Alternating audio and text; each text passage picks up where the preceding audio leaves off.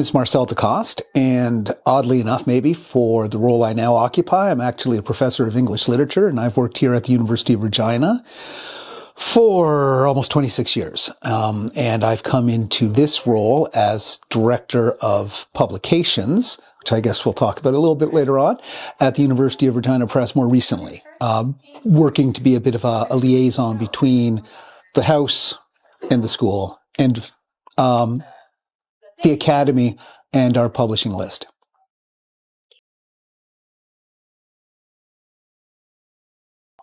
Well, I mean, it's odd. I think like a lot of things that happen, maybe some of the most important things that happen in your life, it was a bit of serendipity.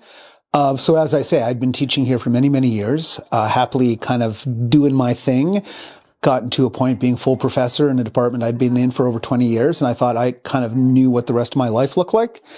But through a number of circumstances, some challenges and turnover that were in part fed by COVID and what have you, the press under its under the Vice President of Research, under whose umbrella the press operates, we're going to try a different kind of admin that would be two-headed. There'd be a director, kind of boss of the press, if you like, you know, the actual publisher, and somebody who would be working to build up scholarly dialogue, scholarly relationships,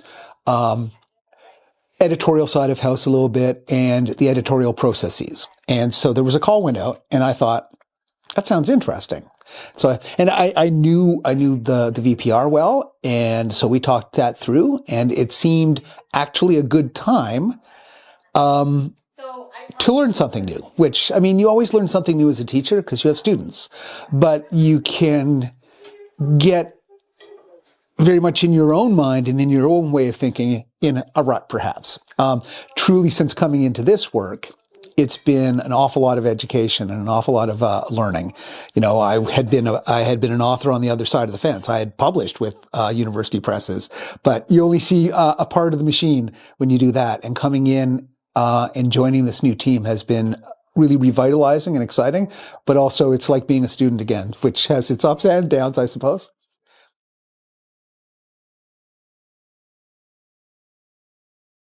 I mean, to a degree, one of the things we do that distinguishes us from other publishers in Saskatchewan, maybe with the exception of GTI, but most, is we do make a commitment, and this is an important part of my job, make a commitment to having a scholarly list. We're gonna publish, works by regional scholars, Canadian scholars, academics, even for academic audiences. But that's traditionally and ongoingly just a part of what we do. I mean, you ask what we do. Well, we publish textbooks in Cree language. We publish important memoirs like The Education of Augie Morasti.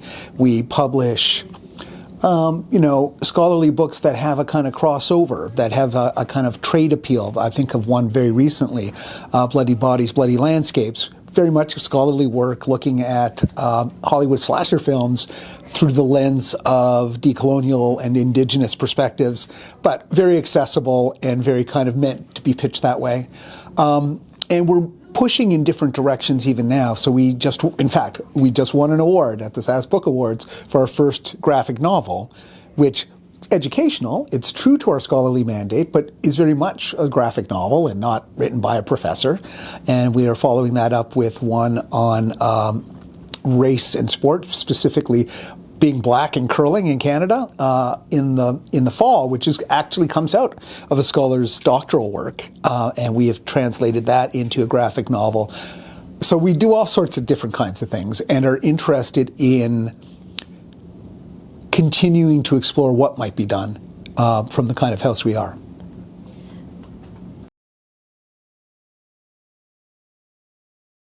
Well, it means we have a particular kind of obligation.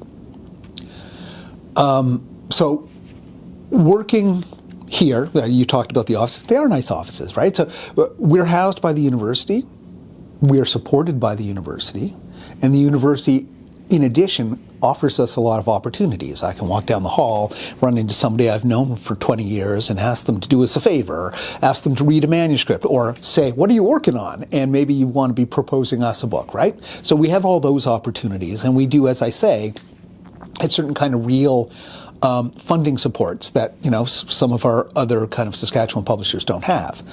But what comes with that is an obligation, which is twofold. Obligation is partly to publish some of those, scholarly works by academics, for the purposes of, the furtherance of knowledge per se, true to the mandate of the university, that aren't necessarily going to sell more than 300 or 500 copies, right? That's part of the obligation we have. And another part of the obligation we have is to be sure that we are rigorous and true to sort of the standing in the name of the University of Regina and what we publish. So everything gets very rigorously vetted. Even our trade publications are going out for dual peer review, because we want to be sure that what we do stands to the credit of the institution that sponsors us and stands in good faith with the kind of commitment to serious scholarly inquiry that institution stands for, even if what it is a kind of trade memoir or a more kind of snarky little book about the history of hell, which we've done. Still that these are going to be taken seriously and have been thoughtful and have been thoughtfully curated. So I think you have an opportunity, but you also have maybe more hoops you have to jump through.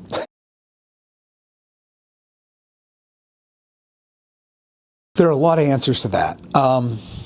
First of all, there aren't that many of us, right? I don't know, 14 maybe in the whole country. And so being the only one in the province of Saskatchewan means, again, we need to take seriously that commitment to scholarly work and to, doing our best job, the best we can at it. And I think at a larger level, this is true of independent publishers generally, but maybe a little bit more so for an academic publisher. When you're in a world, as we currently are, racing towards so much AI slop and so much misinformation and so much memification that isn't simply clutter on your feed, but is really corrosive of our public conversations and our civic life, people who are bringing forth research-grounded, experience-grounded, empirical and rigorously tested and overseen work, that's important. And finally, I would say for us, certainly the kind of press we have been, I think this is true for other academic presses in Canada, but certainly for us, it's important to be, we're a public university. We are not, 250 years old with big endowments. We get our money from the province of Saskatchewan and from the students who pay, right? So Saskatchewaners are, our community is supporting us. So we have a duty as a university and as a press to bring what we learn and discover and produce here to those people, right? And so I think that's really important for independent publishing generally, that's part of the work, but I think for an academic publisher especially, that's important.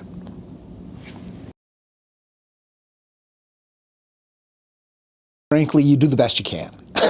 I mean, I think sometimes we've gotten the balance wrong in one season or another, even over stretches. Sometimes it's a bit too much of one thing or the other. So we are always mindful of that. We're mindful of that for a bunch of reasons. It makes us happy when you have a book that finds a trade audience and sells a few thousand copies. That's nice, right? And that allows you to do things like take the really serious study that's going to be a reference work and sell 350 copies and make that be a viable thing.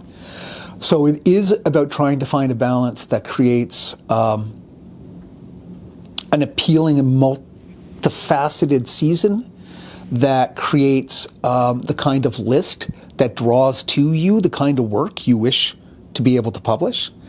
So we try to have something.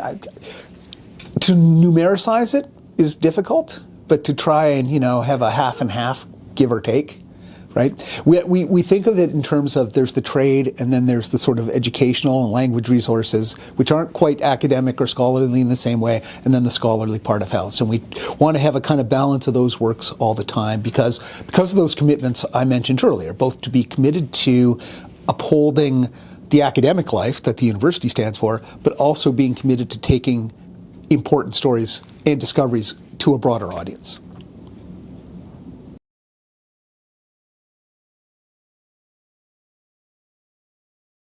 I mean, to be honest, we'd like more of our books widely taught in classrooms, but it's always a bit of a consideration, right? So we will have conversations at what we call our title meetings, or even earlier on when we're making final deliberations on a particular pitch or proposal. We'll bring in a full team and we'll talk about marketing and sales and production costs and so on, but we'll talk about, well, hey, you know, if this is the kind of thing that can be taught, like for example, Augie Morasti taught in kind of middle and high school, right? That makes a big difference for not just the sales of that book, but what that book can do, what it can do for the author, what it can do for the community, right? So it's always a bit of a calculation. And I think for a publishing house like ours in particular, it is something we push towards in a specific way, because even if we're publishing, so we had a book published just today, Pub Day, for a second volume of a duology, if you like. They're edited volumes called On Settler Colonialism in Canada. And these are, I think, likely to become keystone works because the thoroughness and diversity of perspectives they bring to that question for a Canadian context is unique. And though neither of them is going to be likely to show up in anything but a graduate course sort of syllabus as a book, those are books that will be used, right? There are chapters in those books that will be used. So we're mindful of that. And we are always eager, and this we have been fortunate to create partnerships with certain external funders and sponsors and champions. We are always at work on providing educational resources for Indigenous, especially language and revitalization and language learning, and a long list in that regard. And those have ultimately been our most important kind of classroom texts, I would say. And what kinds of considerations come into play? Well, care, because you need to be sure that you have the right sort of expertise to provide those works, especially given that topic. And that care is also therefore a care in long-term relationship building and the creation of contacts, so that is a fruitful and respectful relationship between creator and scholar, between press, and between ultimately the classroom audience. So I would say it's very much in our mind. We're not a maker of textbooks except at the language level, but we create an awful lot of books that we know are going to find their way into a university classroom at some point. And that is both a thing we try to think about marketing-wise, but also in a kind of pedagogically responsible way.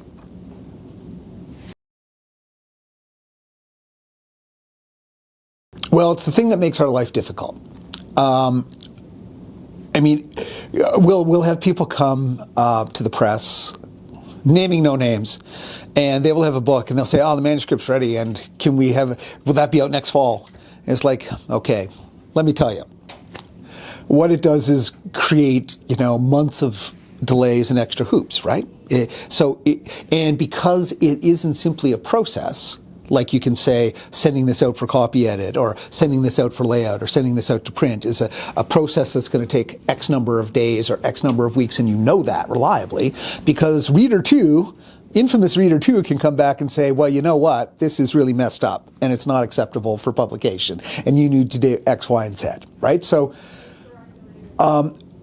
academic review, and as I say, we apply this, we get different kinds of readers, but because we are a university press and wish to maintain the standards of oversight and quality and truth-telling that the university expects for us, we have same kind of informed expert readers of our trade texts. So we're getting 2 readers, we're sending them the manuscript, they are reading them carefully, they're filling out long report sometimes. I'm often impressed by the generosity of our readers and the rigor that they actually give us. There's even when those are very favorable, the author replies with a kind of statement of, okay, here's what I've heard, here's what I've taken on board, here's what I'm changing, here's revisions happen. And then Pub Board, we have a publications board, which is certainly unique, not to a university press, but to a lot of other presses, I would say. So these are scholars from the two universities in the province, volunteering their time, and experts in fields wherein we publish. And what they're doing is basically overseeing the process of review. They review the review and make sure everything is okay and groovy. Because in the realm of the academy, that's how we get something other than garbage. If I to put too fine a point on it, right? It's how you test ideas. It's how you make sure you're not being fast and loose or cutting corners or so on. And you're often tempted to, because it's pretty good, don't you think? Don't you think we could just leave it there? And ultimately, it is the kind of testing that we, being an academic press, have to expose ourselves to, just like we expose our students here to and all the rest. And I can tell for sure, too, it can be, in the most positive sense, transformative. So we have a book coming out next spring, and its journey was quite a journey. But so there were some bounce backs between readers and revisions, and the change of the chapters happened. And in the process, we really found the focus of that book. And the book found a really targeted voice and contribution that when it first came in, it didn't have. And so that's how that should work. If you're going to go through the hoops, that's how it should work. And I think, as I say, it's an obligation we have to the people who sponsor us, but I think it's also an obligation we have to our authors to make sure that in the end, the book that goes out with their name on it, not just our name on it, is finding its audience in the best way possible and putting their work in the best light possible.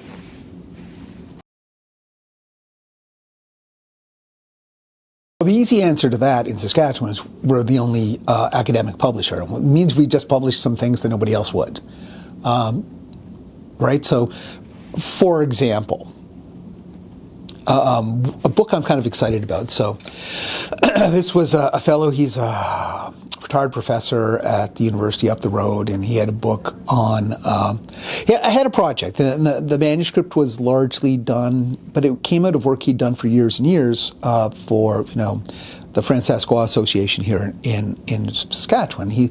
But he wanted to flesh this out into a full book that would be a history and sociology from, first settlement and Francophones coming from broader afield, Métis settlement, all the way up to the more West African immigration and transforming of the French-speaking community in Saskatchewan now.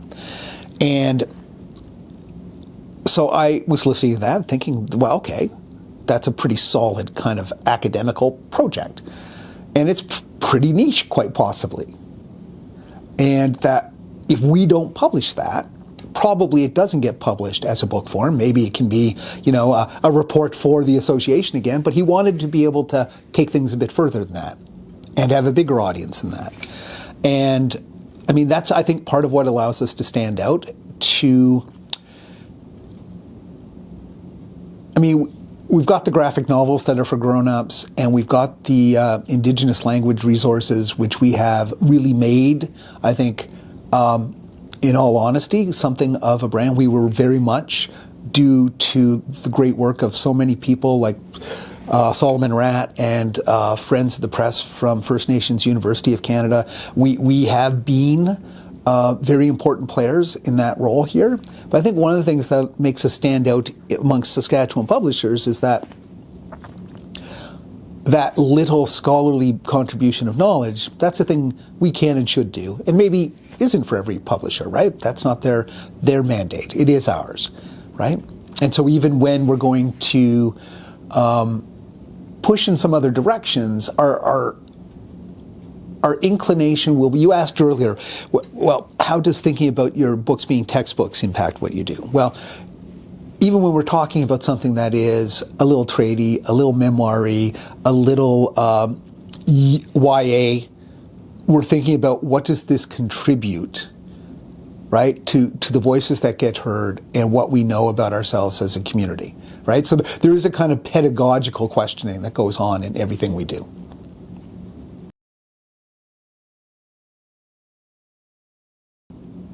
Well, there are a lot. I mentioned earlier the second graphic novel, which is the first kind of developed all the way up in-house. And, to take a dissertation and turn it into an adult comic book, that's cool. That's exciting. Further down the road, probably in late spring 2027, so about a year from now, this has been a big project. Eric Wolvengray over at First Nations University is compiling seems a weak word, but in any event, crafting a 30-year anniversary edition of Cree Words, Cree Dictionary, which is both Cree English and English Cree, except to call it a new edition is to seriously understate the kind of expansion it is. It will be 3 times the size, and like nothing else, it will be absolutely kind of definitive and state-of-the-art, and that's an exciting piece of work because of that, and because also of how that work honors not just a relationship between the press and Dr. Wolfengray that's been true for some time, but his own honoring of the people who have, over 2 generations or more, created the expertise and the scholarship and the teaching that have led to the first dictionary and this one. So that's a really exciting legacy project. I'm also, in a different way, so kind of a more tradey thing, a more kind of referencey thing, I'm kind of excited for the Fran-Saskwa project. We presented that to our publications board not so long ago. It was approved last month. And they were talking about, oh, wow, all sorts of people thought that this could have all sorts of interest in a far wider set of audiences than I thought. So that's kind of exciting. Exactly the kind of thing I was talking about earlier, where you take, what seems to be a very niche and scholarly bit of knowledge, and it turns out it may have more audiences and more life in the world. So.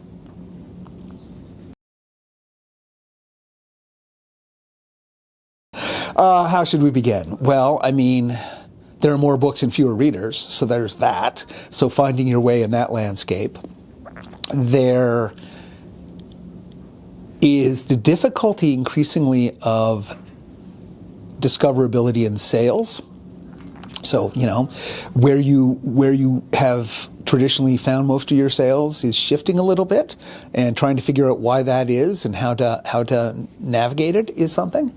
AI is a definite problem and something we're concerned about because I think as any independent publisher committed to fostering actual talent in-house with your editors and your freelancers and your designers and your artists and with your authors coming in, the regularization of that and maybe even the push. I get emails from publishing industry companies and freelancers wanting to get you to do more AI, so that's a threat.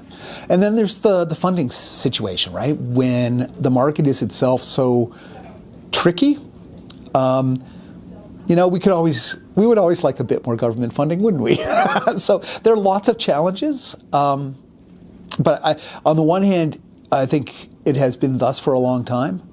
But I did just read a book, sadly not one of ours, called Lament for a Literature, and it was educational to the extent that it underscored how some of the difficulties in Canadian publishing and Canada's support for its own publishing are kind of outliers. We're kind of unique in some of the problems we face. So yeah, I think there are many challenges.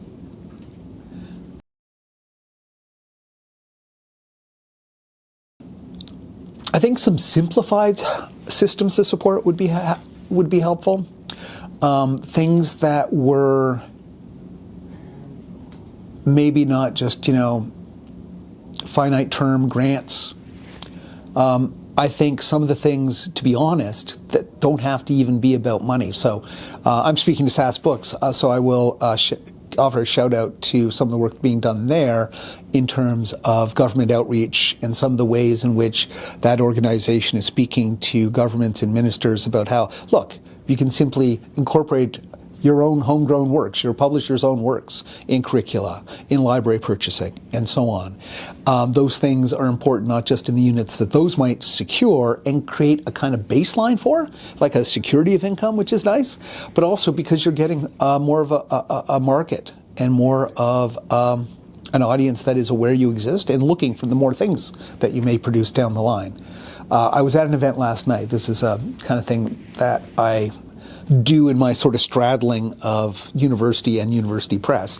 So we were a sponsor, as we have been for some time, of the 3-minute thesis competition, and the Western Regionals were in town. And I was there, and I loved that event. I was handing out swag bags and being nice and shaking hands of winners. But I love such an event because it's what I was talking about earlier. You have people who are doing their seriously difficult, complicated, intricate, real work, real discovery work, and bringing that to the world. And doing it in a way that engages a general audience.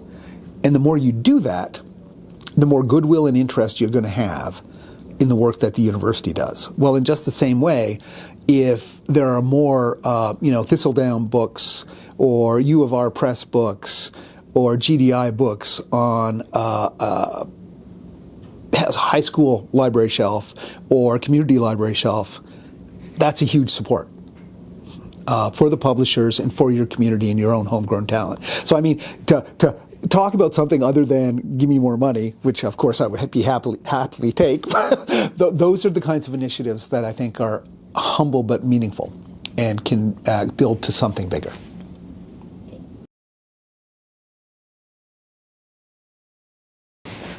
Well, I think we talked about the challenges to publishers, also the challenges to universities just now, which you may have read about. So it's an exciting time to be here.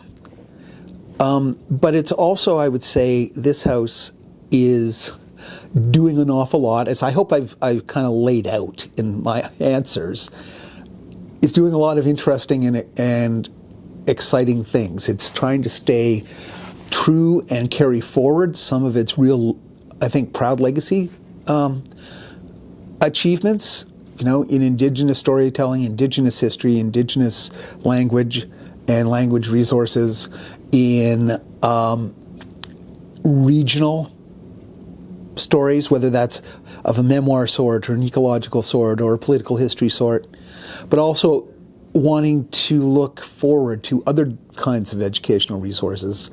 We had a book a few years back, just before I started here, in fact, called Black in School, which was basically a kind of, hashtaggy short memoir of young black woman's high school experience in Toronto. And, not really an obvious memoir even, not an obvious scholarly press book, but very much a useful book for that stage of study for the teachers and students who are part of that milieu. And also, I think, an exciting opportunity to think of, okay, what other kinds of books have educational value and community building value other than some of the things we've traditionally done. So I think we are still interested in being a bit experimental, even though we are proud and true to a lot of our legacy items.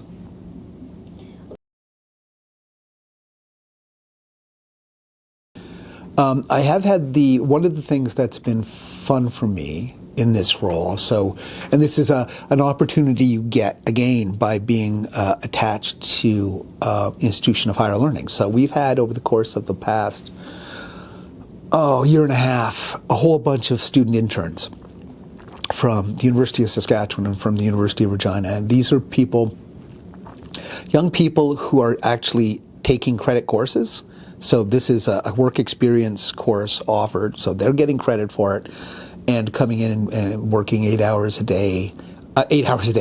week on various tasks, often focused, because a lot of them have come out of English departments, often focused on the more editorial side, but we try and give them a sense of, the full cycle of sausage making that is part of the press, all the way through to coming out to events and helping with sales and seeing what a book launch looks like. And what you learn from that, watching them,